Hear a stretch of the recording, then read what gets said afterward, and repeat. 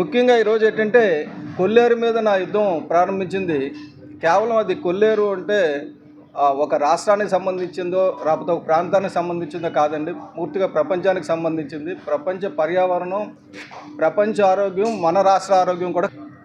ఎందుకంటే ఎన్క్రోచ్మెంట్స్ నా దగ్గర ఇప్పుడు డేటా ఎలా తీసుకున్నానంటే కాంగ్రెస్ హయాంలో 20 ఏళ్ళు ఎంత తిన్నారు, ఎంత ఎన్క్రోచ్ అయ్యింది. తిన్నారు అంటే కాంగ్రెస్ తిన్నదని కాదు, కాంగ్రెస్ నిర్లిప్తత వల్ల, అధికారుల నిర్లిప్తత వల్ల కాంగ్రెస్ హయాంలో ఎంత కబ్జా అయింది, తెలుగుదేశం హయాంలో ఎంత కబ్జా అయింది, వైసీపీ హయాంలో ఎంత కబ్జా అయింది, ఈ కూటమి హయాంలో ఎంత కబ్జా అయింది అన్నది, అంటే 2 ఏళ్ళలో ఎంత కబ్జా అయింది అని చెప్పబోతున్నాను. ఎందుకంటే తర్వాత కనీసం ఇది చూసైనా ఆగితే తర్వాత 3 ఏళ్ళలో కొద్దిగా మార్పు వస్తుందని.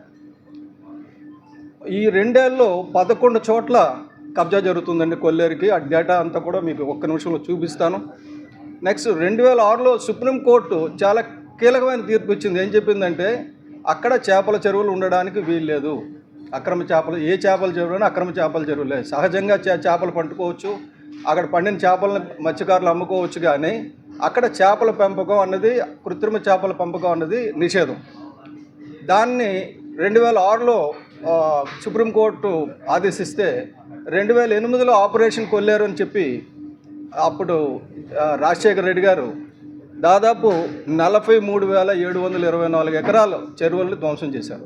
అంటే ఆక్యుపైన ఇంకెంత ఉన్నో చూడండి, అప్పటికి 15% ధ్వంసం చేశారు అది. సో చేసిన తర్వాత మిగతాయి కూడా చేసేస్తా ఉన్నారు. కానీ ఆ 2008 నుంచి చూస్తే అది ధ్వంసం అవ్వడం ఇంకా ఎక్కువైపోయింది, చాలా ఎక్కువైపోయింది. ఎంత ఎక్కువైపోయిందంటే ఇప్పుడు మీకు డీటెయిల్స్ ఇస్తాను మళ్ళీ. నెక్స్ట్ మన forest department principal conservator of forest, principal chief conservator of forest affidavit దాఖలు చేశారు ఎన్జీటీకి 23లో. 17,771 ఎకరాలు అన్యాక్రాంతమైంది మేము గుర్తించాం. అంటే గుర్తించినవి చాలా ఉన్నాయి, గుర్తించామని నోటీస్ ఇచ్చారు. 23లో ఇచ్చారు. ఇప్పటి వరకు దాని మీద చర్యలు తీసుకోలే. అది OA 03/2023 నేషనల్ గ్రీన్ ట్రిబ్యునల్లో. అలాగే నేను మీ ద్వారా పవన్ కళ్యాణ్ గారికి విజ్ఞప్తి చేస్తున్నది ఏంటంటే, అయ్యా మీరు ఇప్పుడు పర్యావరణ శాఖ మంత్రిగా ఉన్నారు, దయచేసి ఈ 11 పాయింట్ల మీద ముందు కేంద్రీకరించిన దృష్టి. తర్వాత టీడీపీ కబ్జా చేసింది, వైసీపీ కబ్జా చేసింది, కాంగ్రెస్ కబ్జా చేసింది, వెనక్కి తీసుకొని సుప్రీంకోర్టు ఆదేశాలు అమలు చేయొచ్చు. కానీ మీరు పర్యావరణ శాఖ మంత్రిగా ఉండగా ఇది జరుగుతుంది, మీ దృష్టికి వచ్చిందని నేను అనడంలా. ఎందుకంటే మీ దృష్టికి వస్తే తప్పకుండా ఆపుతారు. కానీ అక్కడ దౌర్జన్యం ఎలా జరుగుతుందంటే అది ఎవరి దృష్టికి రాదు. అదేదో ఇదివరకు చెప్పారు, అక్కడ వేరే గవర్నమెంట్ ఉండే ఛత్తీస్గఢ్లోనే అక్కడ ఎవరు వెళ్ళేవారు కాదని. అలాగే కొల్లేరులో కూడా అలాగే తయారైంది. నేను మిమ్మల్ని రిక్వెస్ట్ చేస్తున్నాను. అలాగే సెంట్రల్ ఎంపవర్మెంట్ కమిటీ రేపు 20వ తారీఖుని ఉదయం 11:30 కలుస్తుంది.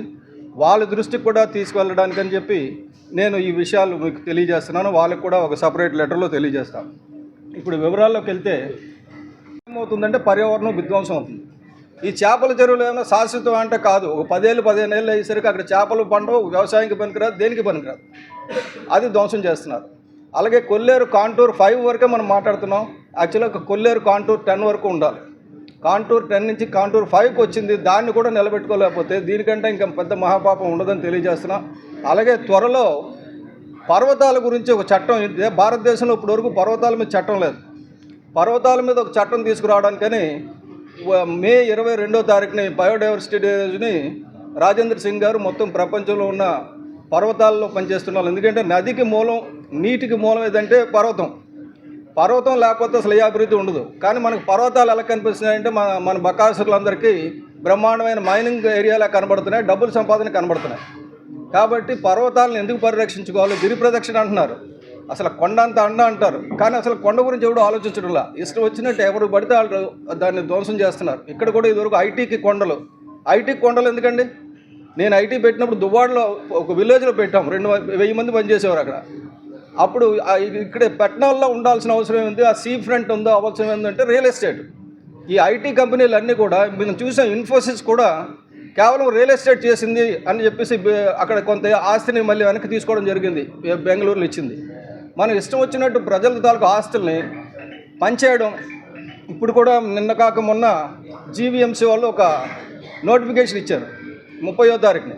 అంటే కౌన్సిల్ 17వ తారీఖున అయిపోతే 30వ తారీఖున ఒక నోటిఫికేషన్ ఇచ్చి ఏం చెప్తారంటే మానిటైజేషన్కి అంటే ఇదివరకు వైసీపీ కలెక్టర్ ఆఫీసులు అమ్మేసింది, జిల్లా పరిషత్తులు తాకట్టు పెట్టేసింది లిక్కర్ గురించి అని చెప్పి అన్నాం కదా.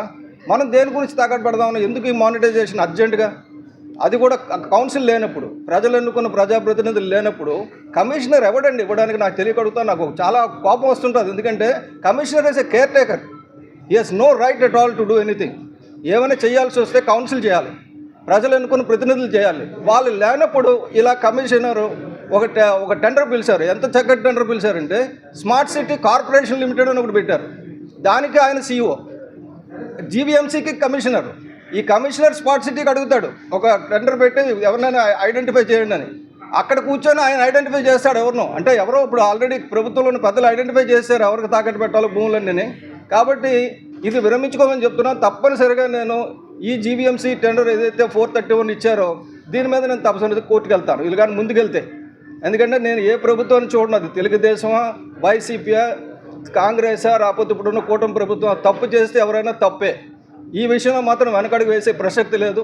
మీ అందరి ముందుకు వచ్చి నేను రిక్వెస్ట్ చేస్తున్నది ఏంటంటే ఇటువంటి విషయాల్ని మీడియా ముందుకు తీసుకెళ్ళాలి. అంతే తప్ప మీరు ఈ వర్గం మీడియా, నీలి వర్గం మీడియా, ఎల్లో వర్గం మీడియా, రెడ్ వర్గం మీడియా అని వద్దండి. తప్పు జరిగితే మీరు అల్టిమేట్గా మేము పోయేది, మన పిల్లలు పోయేది. కాబట్టి భవిష్యత్తుని కాపాడాల్సిన బాధ్యత మీడియా తీసుకోవాలని కోరుకుంటూ సెలవు తీసుకున్నాం. మ్యాప్లో ఫేస్ పర్వాలేదులేండి, ఫేస్ అక్కర్లేదు, మ్యాప్నే ఫోకస్ చేయండి.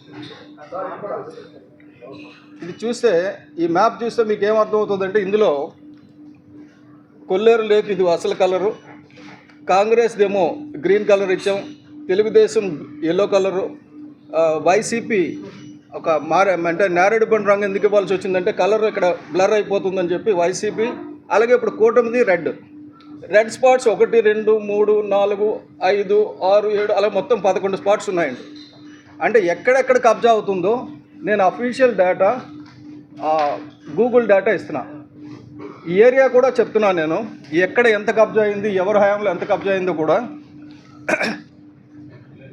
కాంగ్రెస్ హయాంలో అంటే 1975 నుంచి 83 వరకు, ఆ తర్వాత 89 నుంచి 94 వరకు, 2004 నుంచి 2014 వరకు, మొత్తం 20 సంవత్సరాల్లో వాళ్ళు కబ్జా చేసింది 65,000 ఎకరాలండి. వాళ్ళ హయాంలో కబ్జా అయింది 65,000 ఎకరాలు. టీడీపీ మన 4 సార్లు ముఖ్యమంత్రి అయ్యానన్నారు కదా చంద్రబాబు నాయుడు గారి హయాంలో, ఆయనకి తెలిసి అయిందా తెలియకుండా అయిందా అంటే నేను మాత్రం తెలియకుండా అయిందని నేను అనుకోవడం అలా. ఎందుకంటే చంద్రబాబు నాయుడు గారికి ఎకాలజీ కంటే ఎకనామీ మీద ఇంట్రెస్ట్.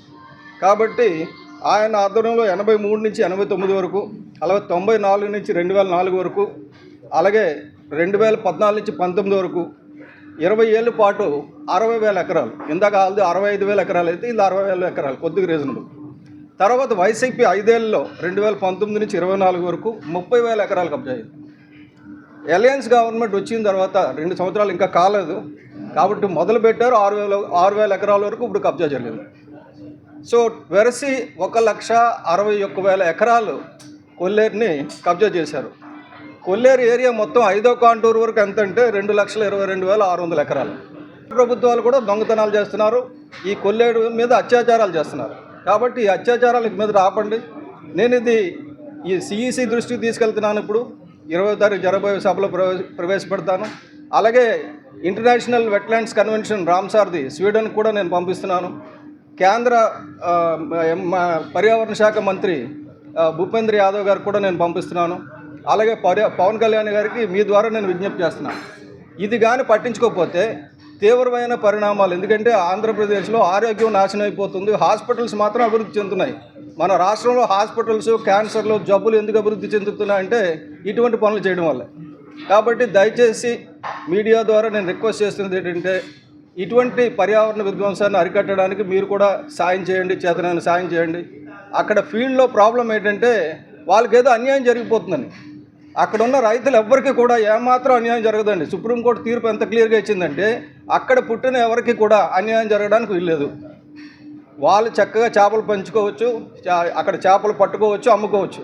వాళ్ళు తరతరాలు పట్టుకొని అమ్ముకున్నా తరగనంత చేపలు అక్కడ ఉన్నాయి.